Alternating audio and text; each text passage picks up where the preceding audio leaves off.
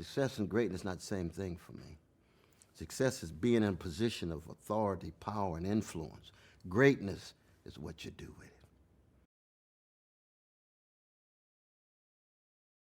When I read in Ron Suskind's text, Confidence Men, Wall Street, Washington, and the Education of a President, of that meeting that took place March 2009 with those 13 firms, 7 of them head Wall Street leaders.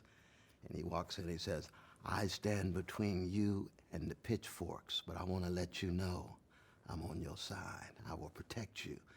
That's what you say to poor people. That's what you say to working people. That's what you say to black people, brown people, red people, yellow people, women, gays, lesbians, trans, the ones who are being pushed to the margins. Wall Street doesn't need that. And I don't want to present myself as a Wall Street hater. I just hate greed, and I hate injustice, and I hate entitlement and privilege that's not accountable to the demos, to everyday people, you see. So when I saw that Wall Street tilt and the bailout, I said, oh my God, we've got a continuation of neoliberal politics that tilt toward the corporate elites and not toward working people. And that was the beginning of my deep suspicion that, lo and behold, he was leaning in a direction away from the legacy of Martin Luther King Jr.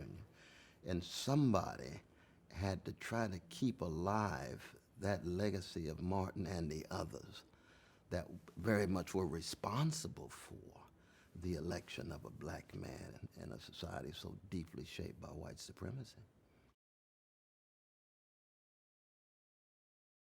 He would say over and over again that I'm not president of black America, I'm president of America.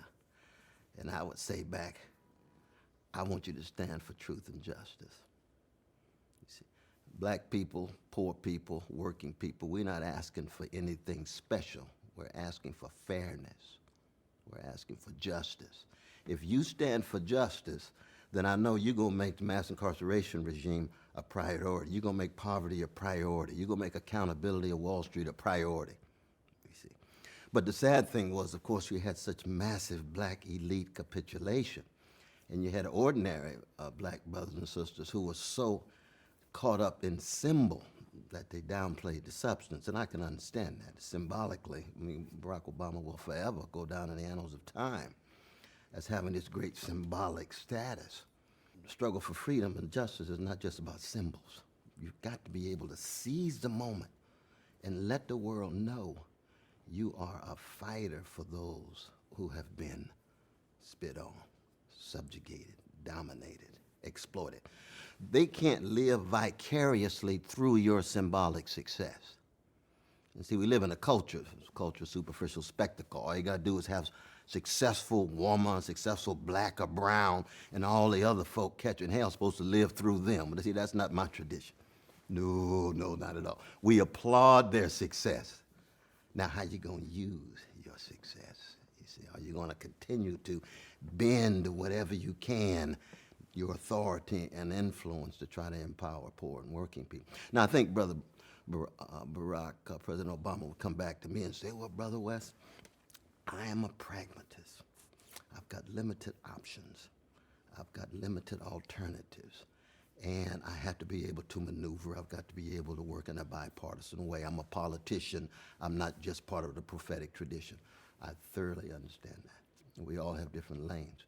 But then the question becomes, how intense is your struggle?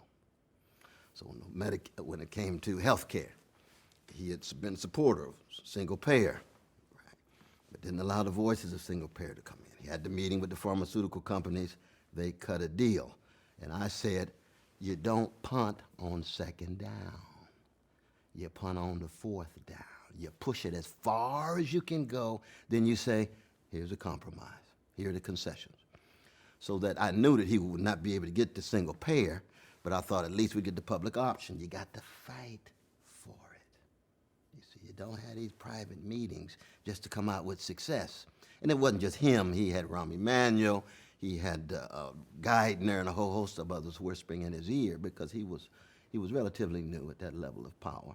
And he was falling back on his advisors. And most of his advisors were old Clintonites for the most part. And I had said exactly the same thing about Bill Clinton as I said about Barack Obama. Too close to Wall Street, foreign policies that I had deep disagreements with, and didn't hit the issue of poverty.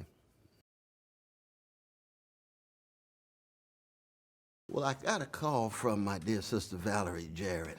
She said, I want to know whether this is friendly fire or whether this is a critique of someone who is more and more a foe. And I said, well, I'm trying to just accent the moral and spiritual dimensions of what I have to say. I'm trying to look at the world through the lens of poor and working people. And as a Christian, I'm looking at the world through the lens of the cross. And that cross signifies unarmed truth. And the condition of truth is always to allow suffering to speak, beginning with the most vulnerable. And that comes out of Hebrew scripture. You spread that steadfast love to the most vulnerable, to God, the motherless, the fatherless, the widow, the stranger, and so forth. And then unconditional love across the board. So I'm loving the babies in Somalia, Afghanistan, and Pakistan who are being killed as much as I'm loving the black folk who are being killed by police here or anybody else.